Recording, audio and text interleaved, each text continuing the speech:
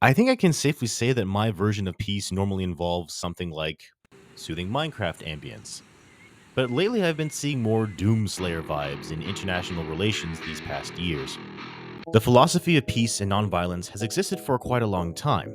We hold values of peace and nonviolence. We talk of peace and nonviolence. But actually practicing it is a totally different story. Specifically when it comes to good old fashioned war. The media's eyes have been laser focused on the wars in Ukraine and Gaza, but it's not like they're the only two conflicts going on in the world today. In fact, we have a total of. Um, Let me check real quick. Okay. Wow. I'm gonna go lie down. These forever wars, as Lawrence Friedman calls them, are wars in which there is no strategic objective and no indication of stopping. One forever war I'd like to zoom in on today is the civil war in Sudan. Sudan shares a common trait with other countries going through forever wars.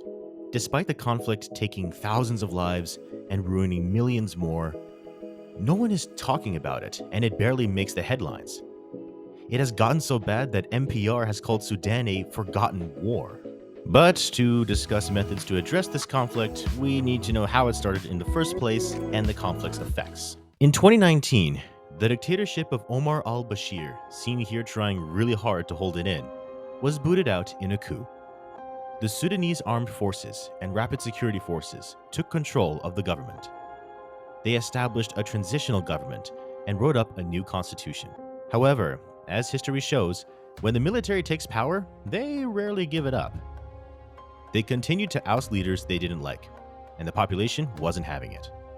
With some international pressure, a deal was negotiated. But soon, the SAF and the RSF were starting to compete against each other for political power.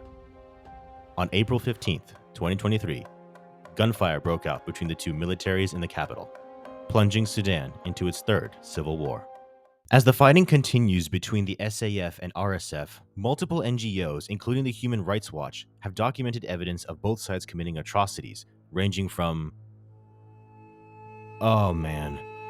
mass executions, sexual violence, targeted civilian property, summary executions, torture of detainees, mutilating bodies, and repeatedly using heavy explosive weapons in densely populated areas. Currently, the casualty count has jumped to 150,000.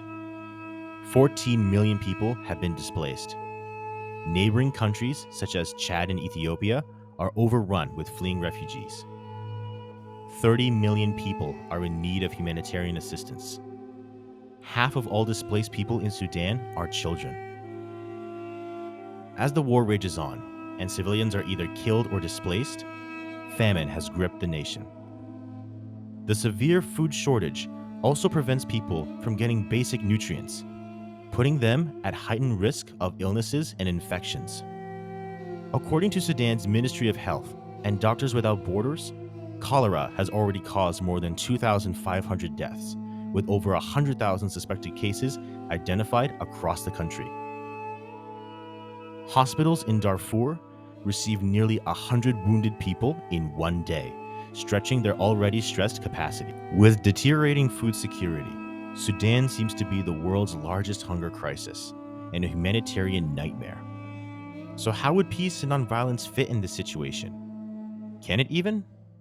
On the international stage, practicing peace and nonviolence would mean practicing intervention of some sort to try and push for a ceasefire, or at least allow humanitarian aid to come through. How and what that would look like is up for debate. If you're thinking of a foreign military intervention as a possible solution, not a lot of people like that idea. Mainly because Sudan is already being intervened in a different way. Want to hear the short list? Okay. Saudi Arabia has been supporting the SAF, contrary to its ally the UAE, which supports the RSF. Ethiopia and Eritrea support the RSF, and in response, the TPLF started supporting the SAF. Egypt pulled a psych on the RSF and is now backing the SAF. Both Russia and Ukraine support the SAF, but were also spotted in Sudan beating the piss out of each other. Iran hating the UAE through its support to the SAF.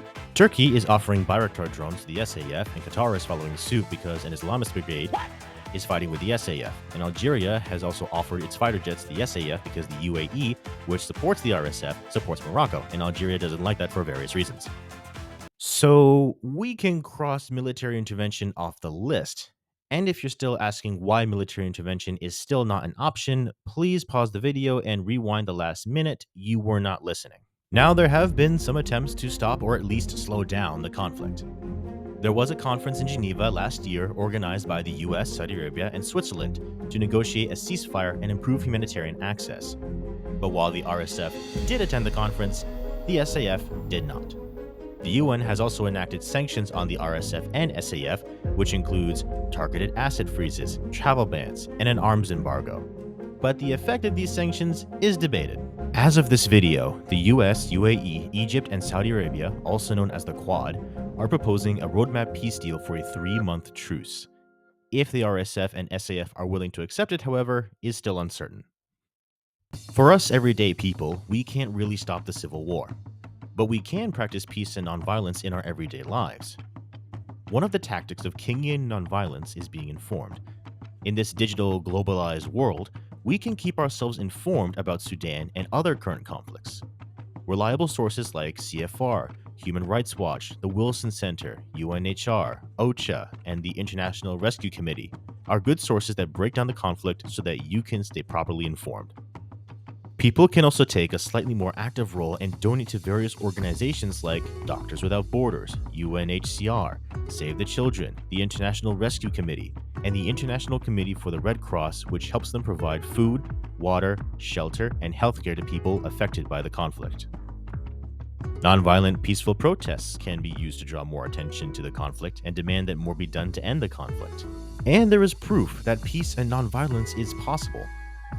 For the second year in a row, Sudan's emergency response rooms was considered a frontrunner for the Nobel Peace Prize. The ERRs are a network of thousands of volunteers within the country who provide food, shelter, medical and psychological support, and education to victims of the war. The volunteers include health workers, teachers, farmers, and engineers. We can get seriously bummed out with all the crazy stuff happening in the news. But it's not like peace and nonviolence isn't possible. It all starts with us. From the moment we wake up to the minute we close our eyes, our unique traits and talents can change the world. All we need now is to continue another tried and tested nonviolence tactic called peace out, people.